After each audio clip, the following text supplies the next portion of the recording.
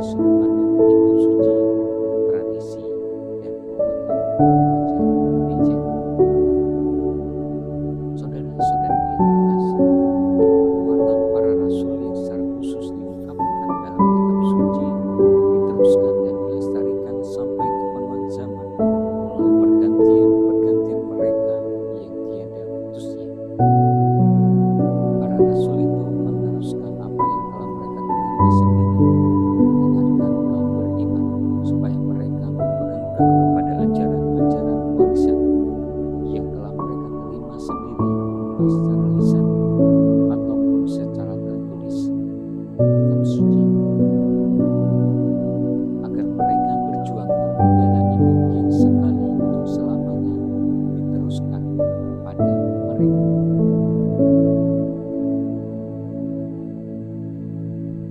Melalui kitab suci, tradisi, dan ajaran gereja, umat paroki mengenal Allah dan keputusan-keputusannya demi keselamatan manusia. Kebenaran ilahi yang melampaui daya tangkap akal bumi diwahyukan oleh Allah dan termuat serta tersedia dalam kitab suci yang telah ditulis dengan ilham Roh Kudus. Kitab suci menyajikan rencana keselamatan Allah yang memuncak dalam Yesus Kristus, yang adalah sabda Allah yang kekal dan sempurna. Umat paroki dibina untuk membiasakan diri secara teratur membaca kitab suci, karena tidak mengenal Allah berarti tidak mengenal Kristus. Tidak mengenal Alkitab berarti tidak mengenal Kristus. Itulah ungkapan Santo Hieronymus. Kitab suci dan tradisi suci merupakan satu perbendaharaan keramat sabda Allah yang dipercayakan kepada gereja. Dalam hal ini, tugas menafsirkan secara autentik sabda Allah yang tertulis dan diturunkan untuk dipercayakan hanya kepada wewenang mengajar gereja yang kewibawaannya dilaksanakan atas nama Kristus.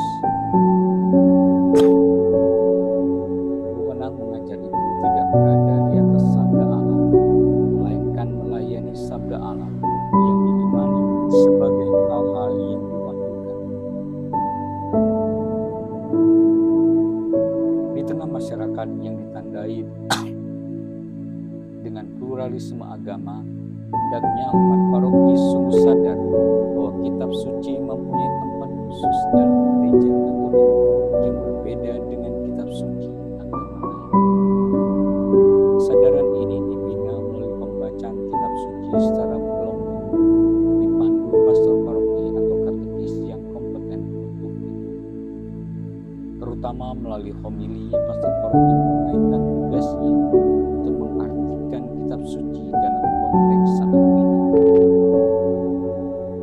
Dengan demikian dapat dicegah kemungkinan munculnya penafsiran individual yang cenderung subjektif dan tidak jarang menjadi liar tak terkendali. Kendatipun kitab suci ditulis dengan ilham Roh Kudus dan harus dibaca serta ditafsirkan dengan bimbingan roh yang sama, namun karena Allah dalam kitab suci bersabda melalui manusia secara manusiawi, maka untuk menangkap apa yang oleh Allah akan disampaikan kepada kita, penafsir kitab suci harus menyelidiki dengan cermat apa yang ingin disampaikan oleh para penulis suci dan apa yang hendak ditampakkan oleh Allah melalui kata-kata mereka.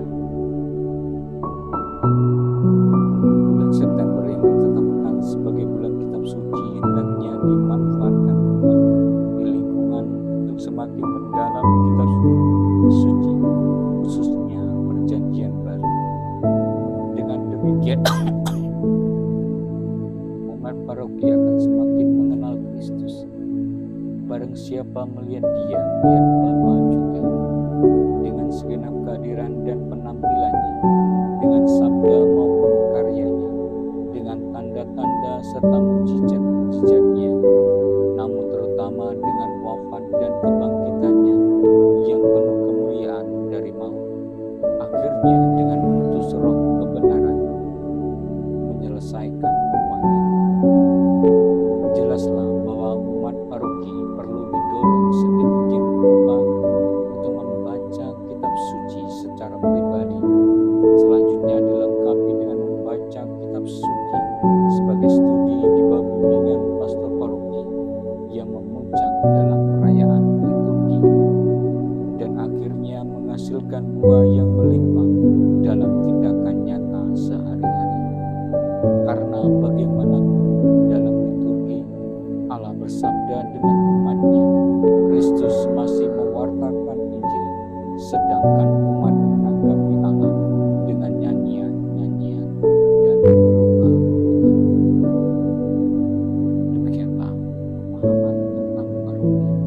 dari sudut